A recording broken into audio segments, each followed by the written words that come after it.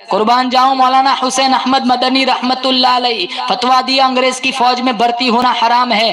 انگریز گورنر نے گرفتار کیا, سامنے بٹھایا, کہاں آپ نے فتوا دیا ہے انگریز کی فوج میں بھرتی ہونا حرام ہے؟ کہاں دیا کیا ہوتا ہے, کل بھی دیا تھا, آج بھی دیتا ہوں. جب تک حسین احمد مدنی کے منہ میں زبان باقی ہے, سینے میں اللہ کا قرآن باقی ہے, میں یہی کہتا رہوں گا انگریز تیری فوج میں بھرتی ہونا حرام ہے, حرام ہے, حرام ہے. مولانا محمد علی جوہر قدموں میں گر گئے, کہاں حضرت جی بیان بدل دیجئے, کہاں جوہر جوہر بیان بدلتا ہوں ایمان بدل جائے گا. انگریز گورنر کہتا ہے جانتے ہو اس کی سزا کیا ہے؟ کہاں تم بتاؤ, کہاں میرے قلم میں بڑی طاقت ہے, اس کی سزا تختہ دار ہے, پھانسی ہے. پسینہ نہیں آیا, دھڑنگ سے زمین پر نہیں گرے. حضرت مدنی نے سفید بیگ کھولا, سفید رنگ کی چادر نکالی, ہوا میں لہرائی, کہا الحمدللہ میں اپنا کفن دیوبند سے ساتھ لے کے آیا ہوں. کہا کفن یہاں بھی مل جاتا, وہاں سے لانے کی کیا ضرورت؟ کہا جس قوم کی ساری زندگی مخالفت کی ہو اس کی چادر اوڑھ کر مجھے قبر میں جاتے شرم آتی ہے.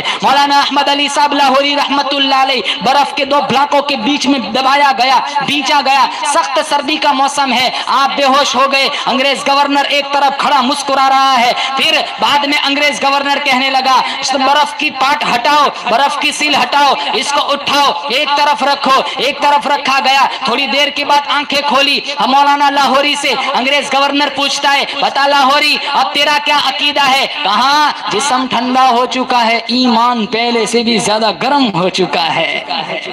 شاملی کے میدان میں مولانا قاسم صاحب نانوتوی کو گولی لگی. حضرت گنگوہی پاس آئے, کہاں حضرت کیا ہوا؟ کہاں بازوؤں میں گولی لگی ہے, کہاں طبیب کو بلاؤ. کہاں طبیب کو بلانے کی ضرورت نہیں ہے, 3 دفعہ نماز والا درود شریف پڑھ کے پھونک مارو. 3 مرتبہ پھونک ماری گئی. ارے زخم تو کیا خراش بھی باقی نہیں رہی. یہ علماء دیوبند ہے, علماء دیوبند یہ صحابہ, یہ نبی کے دفاع کا نام ہے. دیوبندیت یہ صحابہ کے پیروکاروں کا نام ہے. دیوبندیت یہ مولانا انور شاہ کشمیری رحمتullah علیہ کے علوم کا نام ہے. دیوبندیت مولانا قاسم صاحب نانوتوی رحمتullah علیہ کے علم کا نام ہے. دیوبندیت مولانا رشید احمد گنگوہی رحمتullah علیہ کے تقوی کا نام ہے. دیوبندیت مولانا عطا اللہ شاہ بخاری رحمتullah علیہ کی خطابت کا نام ہے. دیوبندیت مولانا احمد علی صاحب لاہوری رحمتullah علیہ کی ولایت کا نام ہے. دیوبندیت سعید ابن احمد جبیر کی جرأت کا نام ہے. دیوبندیت مولانا حسین احمد مدنی رحمتullah علیہ کی استقامت کا نام ہے.